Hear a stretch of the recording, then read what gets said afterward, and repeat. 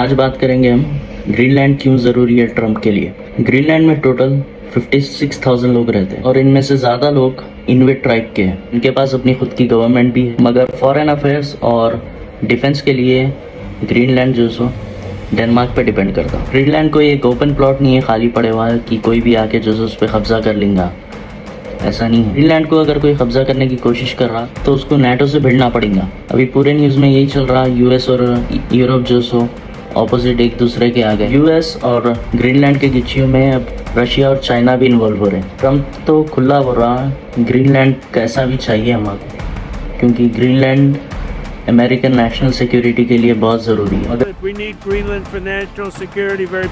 Greenland Denmark के control में, Denmark का प्राइम मिनिस्टर तो सीधा बोल दिया ट्रम्प को कि भाई ग्रीनलैंड बिकाऊ नहीं है, तो इसकी तरफ देखो भी मत।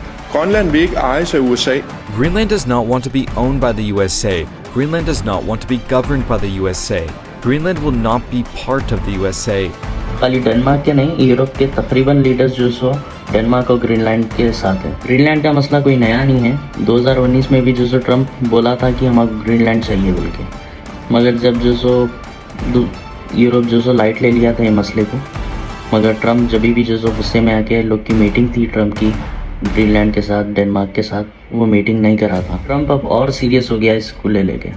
अब उन्हें हो रहा किसी को पसंद आओ नको आओ, मैं ग्रीनलैंड तो मैं लेके रहूँगा। अब देखना ये है, अगर यूएस ग्रीनलैंड पे अटैक करता है, कुछ भी करता है, तो बाकी के यूरोप कंट्रीज़, क्योंकि डेनमार्क और ग्रीनलैंड ये सारे जैसे नेटो के मेंबर्स, क्योंकि अगर किसी एक भी कंट्री पे अटैक होता तो मतलब नेटो की पूरी टीम पे अटैक है, तो सब एक हो जाएंगे। नेटो और डेनमार्क सीरियसली बोल दिए कि भाई ग्रीनलैंड पे किसी भी तरह की फोर्सफुल अटैक या ज़बरदस्ती की कोई चीज़ एक्सेप्टेबल नहीं है।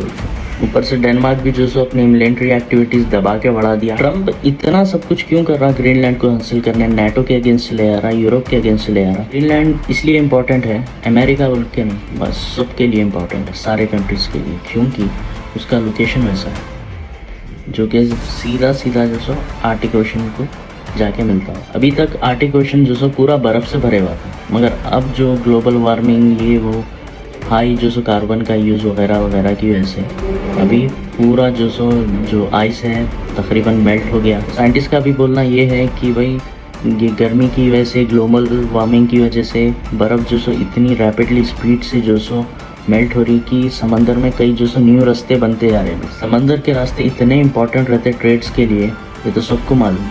तो इसकी वजह यही है ट्रम्प जो सो ग्रीनलैंड को कैप्चर करने के चक्कर में। कुछ सालों में जब बर्फ़